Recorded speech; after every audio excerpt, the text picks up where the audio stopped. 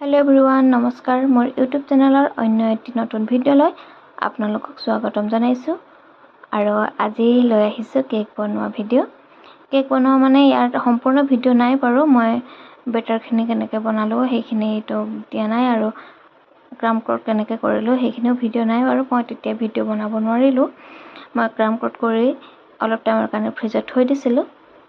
এতিয়া মই আইচিং কৰি বাকীখিনি ডেক'ৰেশ্যনখিনি কৰি ল'ম।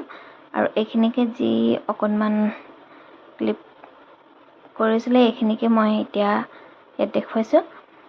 আৰু মই সদায় ইগলেছ কেকে বনাওঁ, যিহেতু চবেই ডিম দিয়াটো ভাল নাপায় আৰু চবে মাছ মাংস আজিকালি নাখায়।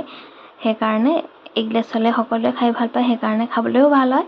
সেইকাৰণে মই ইগলেছ কেকে বনাওঁ। আৰু মই এইটো ৰসমলাই ফ্লেভাৰ দি কেকটো বনাইছোঁ। আৰু অকণকৈ মই ডেক'ৰেশ্যনবিলাক কৰিছোঁ। ইমান পাৰফেক্ট হোৱা নাই, মই বনোৱা বেছি দিন হোৱা নাই বাৰু। মই প্ৰায় চেষ্টাই কৰি আছোঁ এতিয়া আৰু থকা নিচিনা হৈ আছে। আপোনালোকক কেনে লাগিল কমেণ্ট কৰি জনাব।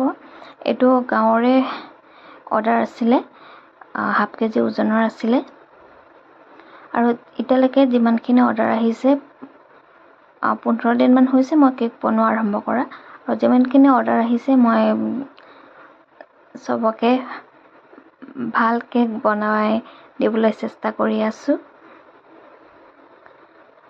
আৰু আপোনালোকক কেনে লাগিল কমেণ্ট কৰি জনাব।